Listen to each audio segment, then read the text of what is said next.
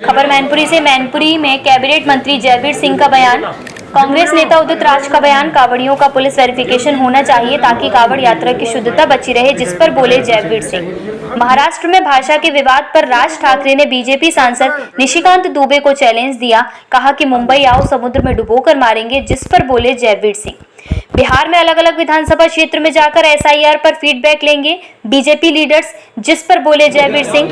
केरल में एक कार्यक्रम के दौरान राहुल गांधी ने कहा, मैं आरएसएस और कम्युनिस्ट पार्टी दोनों से वैचारिक लड़ाई लड़ रहा हूं, जिस पर बोले जयवीर सिंह। कांग्रेस ने बिहार में होने वाले चुनाव में महागठबंधन में आने का असदुद्दीन ओवैसी का किया विरोध, जिस पर बोले जयवीर सिंह। अखिलेश यादव और अनिरुद्ध आचार्य के बीच हुए सवाल जवाब का वीडियो वायरल हुआ, जिस पर बोले जयवीर सिंह। उद्धव ठाकरे ने कहा, चुनाव आयोग एक पत्थर है, उस पत्थर पर सिंदूर लगा लेने मात्र से उसे शिवसेना नाम और धनुष बाण चिन्ह किसी और को देने का अधिकार नहीं मिल जाता। यह नाम मेरे पिता और दादा ने दिया है।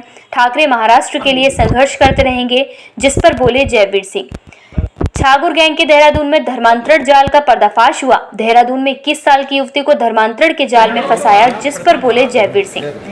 सरकारी स्कूलों के मर्ज किए जाने को लेकर सपा सांसद डिंपल यादव ने पत्र जारी कर मांगा विवरण, जिस पर बोले जयवीर सिंह। अखिलेश यादव का बयान, सरकार स्कूलों को बंद कर रही है और शराब के ठेके खोल रही है, जिस पर बोले जयवीर सिंह।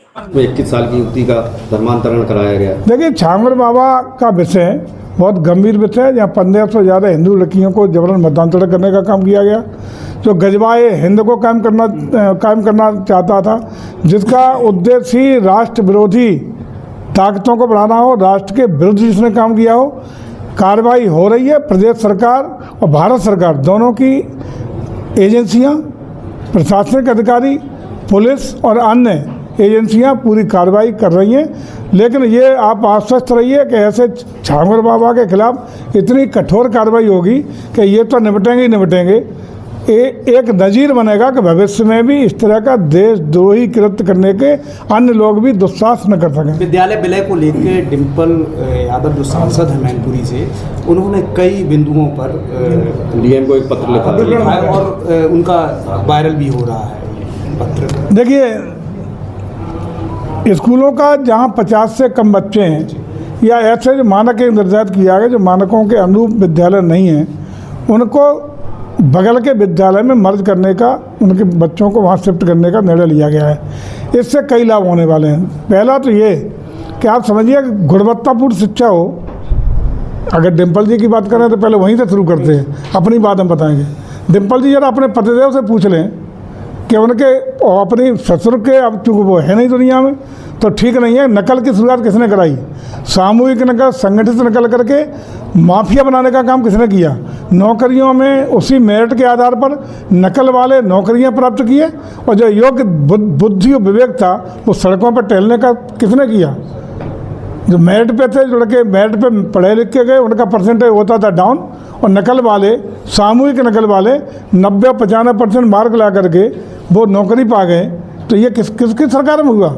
हम उन चीज़ों को ख़त्म करके, आप आरोप नहीं लगाना चाहते, हम उन चीज़ों को ख़त्म करके गुणवत्ता परक शिक्षा ला रहे हैं, पारदर्शी व्यवस्था दे रहे हैं, बच्चों को उच्च स्तरीय शिक्षा मिले। और ये बेस होता है प्राइमरी से बच्चा जब अच्छे माहौल में बुद्धिमत्ता के साथ, योग्यता के साथ, क्षमता के साथ पास आउट होगा तो अगली उच्च कक्षाओं में एक मजबूत बौद्धिक क्षमता के साथ जाएगा, एक विद्वता के साथ हमारे भारत का एक कुशल नागरिक बनेगा। और मैं समझता हूं कि जब कुशल नागरिक होगा तो अकेले उत्तर प्रदेश की नहीं, देश की नौकरियों में भी अच्छा परफॉर्म करके अपने को समायोजित कर पाएगा, नौकरी पा पाएगा, या जिस क्षेत्र में भी जाएगा बेस्ट परफॉर्म करके एक राष्ट्रीय धरोहर के रूप में स्थापित होगा। ये प्रयास है। उसके लिए तमाम योजनाएँ, तमाम अलग अलग तरह के मानकानुसार primary school, junior high school, inter college, degree college में हम लोग व्यवस्था देने का काम कर रहे हैं। और ये लगातार एक, आप खुद भी देख रहे होंगे कि लगातार इसके शुभ परिणाम भी सामने आए हैं। लेकिन मंत्री जी, क्या जो स्कूल मर्ज किए गए हैं 2-2, 3-3 किलोमीटर दूर है, छोटे छोटे बच्चे कैसे जाएंगे? उनके लिए क्या सरकार ने वाहन की व्यवस्था की है? देखिए, ऐसा नहीं है।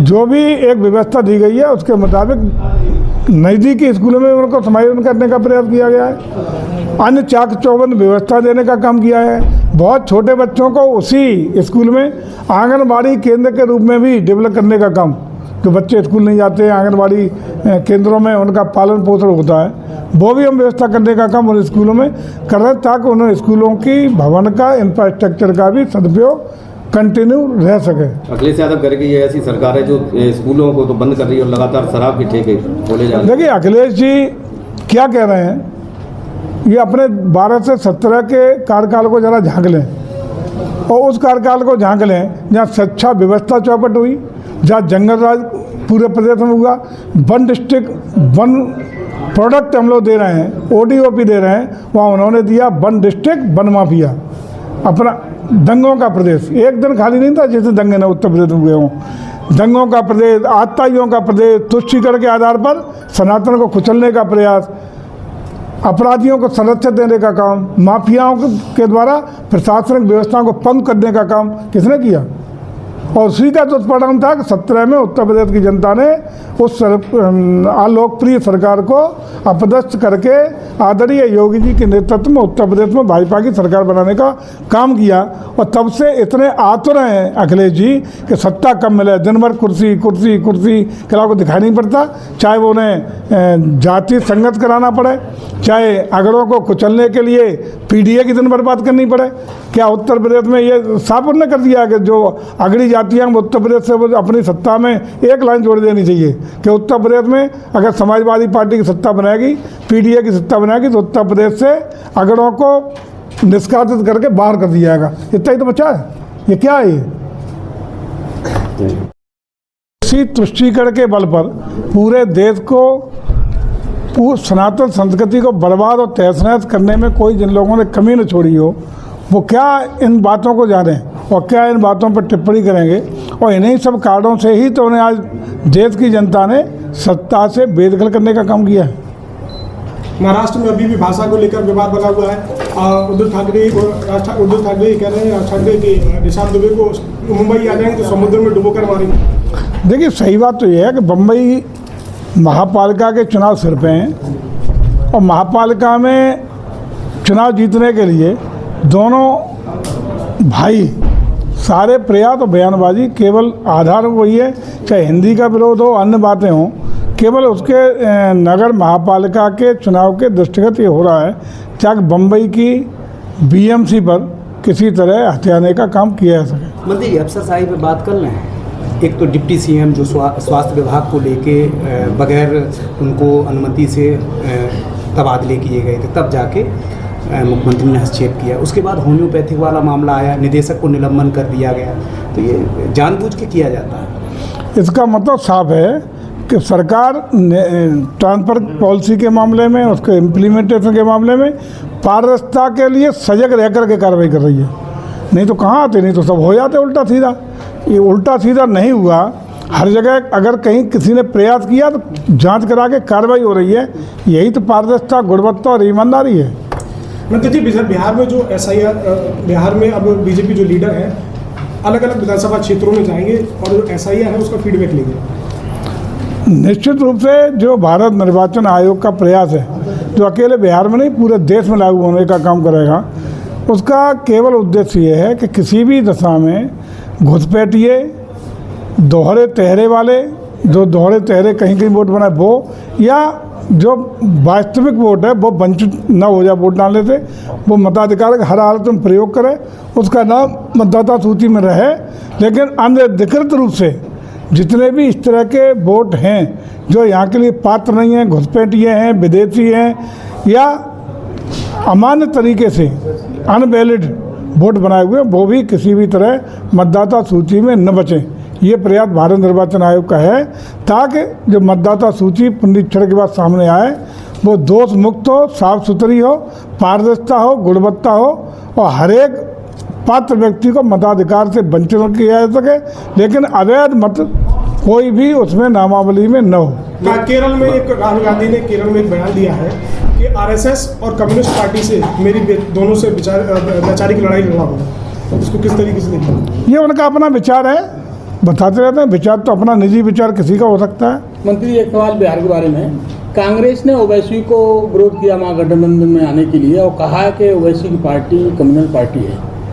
देखिए, हम लोगों का जो वोटर है, राष्ट्रभक्त है, देश का विकास चाहता है, प्रदेश का विकास चाहता है, उन्नति चाहता है, तरक्की चाहता है, समाज में सामाजिक सौहार्द चाहता है, वो भाजपा का वोटर है। बाकी जो महागठबंधन के नाम पे विभिन्न टुकड़े टुकड़े इकट्ठे हो रहे हैं, वो उनका वो जाने कौन किसका विरोध कर रहा है, कौन किसको टांग खींच के डाल रहा है, कौन गर्दन पकड़ के मरोड़ दे रहा है, कौन हरियाणा में चितपट कर रहा है, कौन दिल्ली में किसको गिरा दे रहा है, ये उनका विषय। इससे हमारा कोई सरोकार क्या है? मंत्री जी, अखिलेश यादव और अनुराधाचार्य का एक वीडियो काफी तेजी से वायरल हो रहा है, जिसमें वो कहते हैं आपका रास्ता अलग है, हमारा रास्ता अलग है, कृष्ण भगवान के नाम को लेकर।